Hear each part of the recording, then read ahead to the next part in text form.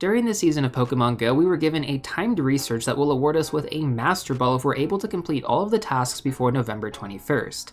Now with that being said, some of these tasks can be quite intense. Two of the most difficult tasks are to complete a total of 60 raid battles and get 120 Excellent Throws. Now I've already made a few videos going over how to get better at Excellent Throws, but I think the most challenging task is to complete 60 raid battles. So in this video, I'm going to be going over a ton of tips and tricks to help you guys do that without spending any money whatsoever. Now depending on where you live or how busy you are on a day-to-day basis, you may not be able to actually go out and use your free raid pass every single day. Not to mention, when you do go out, you're not actually guaranteed to have raid passes available in your local area. It could just be really bad timing, but trust me, it happens. So when it ultimately comes down to this deadline, you might be thinking to yourself that you need to buy a ton of remote raid passes in order to complete this super tedious task. Well, if that ends up being the case, I'm actually going to recommend against that, and here's why. At the end of the season, if you aren't able to complete this timed research, there's going to be another timed research that you can buy in the shop. Actually, this might just be a special research that doesn't expire, I don't 100% know, but either way, this research is only going to cost $5 and it's also going to give you a Master Ball if you weren't able to complete this timed research. So basically what I'm trying to say here is that instead of spending a ton of money on raid passes trying to complete those 60 raids before the research expires, just wait and buy the $5 special research after November 21st. So I really wanted to go over this at the beginning of the video because I feel like depending on when you're watching this video, this may or may not actually be a more viable strategy than trying to complete 60 raids in like a really short time span. Like at the time of making this video, we still have like 2.5 months left, so it's very much reasonable. But of course, the main premise of this video is to help you guys complete this without having to go that route, but again, depending on your timing and situation, this may just be the better alternative. Also, for those of you guys watching this video closer to the deadline, you can still utilize many of these tips as well. Just make sure to weigh your options if you end up feeling like you're going to spend more than $5 on raid passes for raid bosses that you don't really care that much about. So the first thing that we're going to cover is using 2 free raid passes in a single day. So let's start with spinning a gym stop the day before you plan on raiding and keeping that pass in your inventory. Now the following day, you're going to be able to redeem another free raid pass, the orange pass, but because you can only hold one of these in your inventory, you're going to have to use that one that you got from yesterday first. Then you can spin a gym stop again to claim the one for that day. Now this might not seem advantageous to some of you guys, but let's say for example you're on your way home one day and you don't see any raids that you can solo. Well, you can just go grab your orange pass from a gym stop, go home, and then hope for something better tomorrow, possibly even 2 raids. Now on that note, I feel like this is a good transition to my next focus, which is to target level 1 and level 3 raid bosses specifically. Most of you guys can probably solo level 1 raid bosses with like your weakest Pokemon, but level 3 raid bosses are a different story. These usually require you to have good Pokemon powered up, and the best way to figure out if you can actually solo it would be to use the Pokebattler raid simulation. Link is going to be in the description below, but we're also going to go through how to actually use this in a relatively quick way. So first of all, go to the website, find the raid boss that you're looking for, in this case we'll use Machamp as an example, and set up these quick settings. You want to set the weather to extreme, the friend bonus to not friends, turn on or turn off Shadow, Legendary, and Mega Pokemon depending on if you plan to use these Pokemon. Your attack strategy should be no dodging, and then set your attackers to by level, and then you can select level 20, 30, 40, or 50 depending on your Pokemon team. For this example, I'm going to just use level 30 because that's the baseline that I always use. Now for those of you who don't really understand Pokemon levels, I'm going to give you a quick breakdown. So level 20 is 2500 Stardust, level 25 is 4000 Stardust, and level 30 is going to be 5000 Stardust to power up. If it's a lucky Pokemon, just divide that Stardust in half and that should be how much it costs. But essentially the Pokemon that you hatch from eggs or the Pokemon that you catch from raids are going to be at level 20 automatically. If they're weather boosted from raids, they're going to be level 25. So just keep that in mind. The baseline that I always recommend for any Pokemon to power up is going to be level 30 though, because that's 90% of a Pokemon's max potential up to level 40. So hopefully all of that does make sense, but if you're confused about anything, just let me know in the comment section down below. Alright, so now that you've input all of that, hit find the best raider and then sort by time to win. If the raid boss is a level 3, you're going to have 180 seconds to beat it.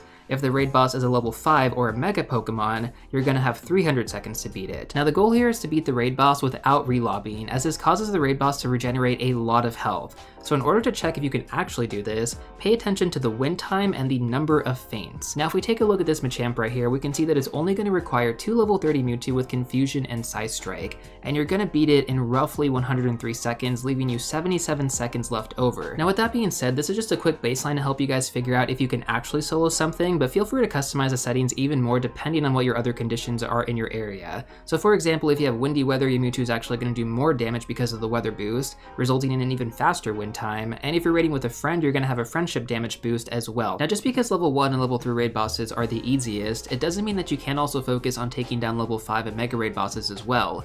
These are actually going to give you the best rewards and are the most bang for your buck when it comes to using a raid pass.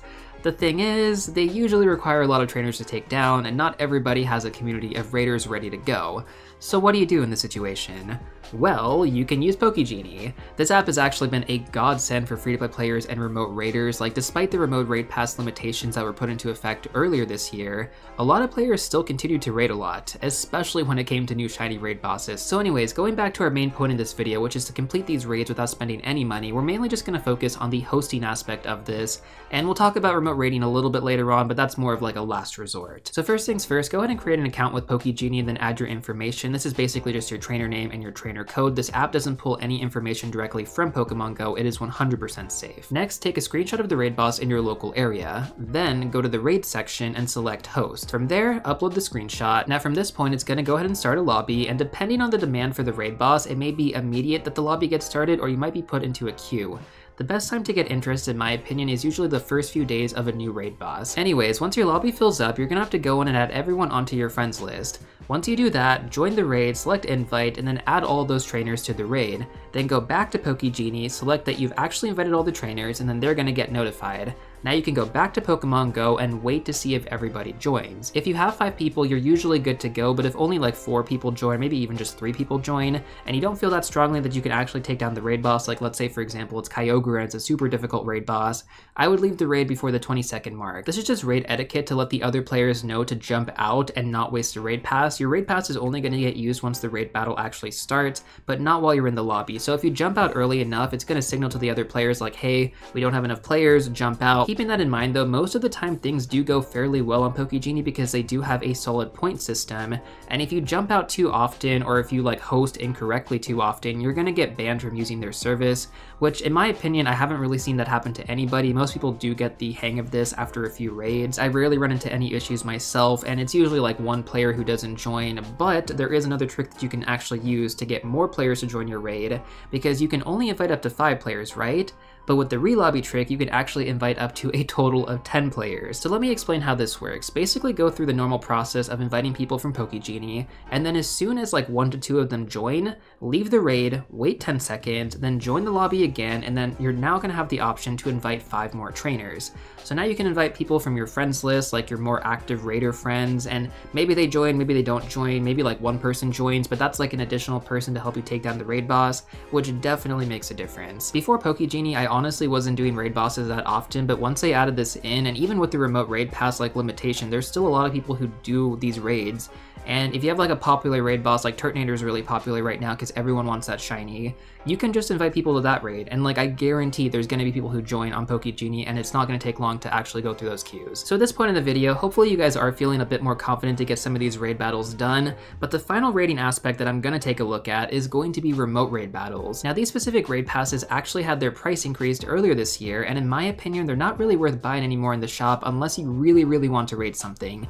Like I'm talking like last resort here. You also have a chance to get these for free in the weekly research breakthrough boxes, but I've only had this happen about 3 times in total, so it's pretty rare, but it's still possible, right? Maybe like once a month. It could happen maybe like once every 6 weeks. I don't know the exact odds, but I wouldn't rely on it too much. Not to mention, you also have to have less than 3 remote raid passes in your bag in order to get a remote raid pass, otherwise you're just going to get a regular green premium pass. Now with that being said, for anybody who's a pay-to-play player watching this, I feel like these remote raid passes are still like more cost efficient than just going out and driving from raid to raid to raid. Like if you can walk to all of your raids and do them that way, that's a completely different story. I think I would recommend just doing that instead. But if you're in the scenario where like you don't live near any gyms close by and you have to drive from like one to the other, That's a lot of gas money. Like, gas is like $6 where I live right now. It's not cheap to do this. And spending like what, $175 on a remote raid pass, sometimes like less if there's a bundle, then that's probably a cheaper alternative. But again, that is just for pay-to-play players. For free-to-play players, I would not recommend doing this. Only use your remote raid passes on stuff that you really, really want, because otherwise it just makes more sense to go and do them in person. Now, I did briefly just touch on this, but the next thing that we're going to talk about is going to be raid bundles. So raid bundles and special boxes are available in the shop, and you can also get these from the online store as well, but you have to spend real money opposed to spending just Pokecoins in the actual in-game shop. So for free-to-play players, this is the best way to actually buy premium passes and remote raid passes, and really just for all players. I don't know why I said specifically free-to-play players, but free-to-play players can only go from the in-game shop because you're using Pokecoins, and then pay-to-play players can do either one. You actually get better deals from the online shop, but again, it's totally up to you and your play style. Now, when it comes down to the deals in the shop, these bundles are so randomized. Like, it's literally player by player. Like, not everybody gets the same boxes, but you know, usually there are pretty good deals on green passes or blue passes being the remote raid passes, and you can get them for less than their standard price. Now, keeping all of that in mind, I don't expect most of you guys to be raiding every single day, but I do fully expect some really good raid bosses to make their way into Pokemon Go over the next 2.5 months, along with some raid days, hopefully, and this means stacking up those green passes is going to be super important, and you don't want to spend them like a 1-to-1 ratio where you're spending 100 coins for one pass. Typically, if you can get them cheaper by going through the bundle boxes, that's going to help you save and get more premium passes to do more raids and ultimately complete this without spending any money whatsoever. Not to mention doing a raid boss that you actually want to raid and not one that you're just doing to get the quest done. Now, there is actually a bonus way to get free premium raid passes in the game, and that's going to be by using the referral program. So for any of you guys who've ever taken a break from the game for over 90 days, you can use a referral code, and both players are going to actually end up getting items when the referee completes tasks. This can be like Pokemon encounters, incubators, raid passes, incense. There's tons of really good stuff in there, and again, like, both players get stuff, so it's a win-win scenario. My code is always linked in the description down below, so if you guys ever need to use one, you can always use mine, but there's no pressure. Feel free to use any of your friends. My feelings are not going to get hurt, but I've had almost 400 people actually use my referral code, so I've gotten tons of really good stuff over the years. Not to mention, if you do end up using my referral code, you also get a free spot on my friends list. Anyways, though, with all that being said, I think that pretty much wraps things up for this video. Hopefully you guys feel more confident to tackle down the 60 raid task over this season, and if you don't, well, you could always just buy the $5 research after November 21st to get that second Master Ball. But if you're still looking for some more content, I'm going to recommend these two videos right here, and before you go, don't forget to smash that like button, subscribe, and I'll see you all real soon in the next one.